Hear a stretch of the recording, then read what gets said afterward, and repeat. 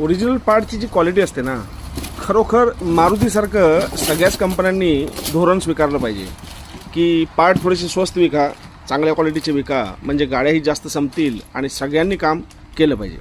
शॉकऑब्सर दोन डोराम नवीन आलेत. मोरे साहेबांची गाडी आहे, 2010ची वॅगनर होती. तुम्हाला दाखवलेलं की काम कसं करतो आपण. बघा, ही गाडी जेव्हा माझ्याकडे आली ना, थोडीशी गाडी मोरे साहेबांनी महाग घेतली, पण म्हटलं ठीक आहे, आपण चूक केल्या, आपण अनुभव विकत घेतला आहे, तर आता ही गाडी विकून तेवढे पैसे येणार नाहीत, चला हिला तयार करूया आपण.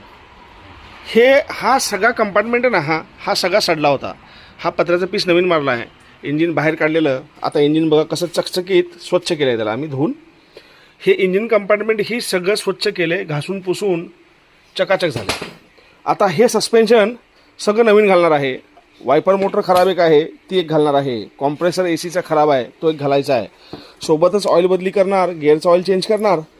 आता अनेक तुम्हाला नवीन वस्तू दाखवतो मी. एसी बंद होता, एसी चालू करणार. कॅलिबरचे पिन बदलणार आहे. हे बघा, डॅशबोर्ड काढून पूर्ण क्लीन केलं आहे आणि या वायरिंगला पूर्ण टेपिंग करून परफेक्ट केलं आहे. जे तुकडे तुकडे होते ना, ते सगळे आपण काढलेत.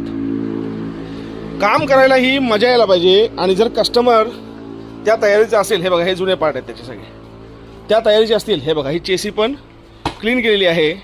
स्टेअरिंग मी नवीन घातलं नाही कारण पैसे जास्त खर्च होत आहेत, त्यामुळं जुनं एक स्टेअरिंग आणलं आहे मी, ज्याच्यात प्ले नाही आहे. आणि हे स्टेअरिंग बॉल जॉईंट ही त्याचे चांगले आहेत. हा जर खाली पडत असेल ना लगेच, तर मग ह्याचा आवाज येण्याची शक्यता जास्त असते. याला स्टॅबिलायझर येत नाहीत. लोराम आणि शॉक ऑब्सरवरती गाडी चालते.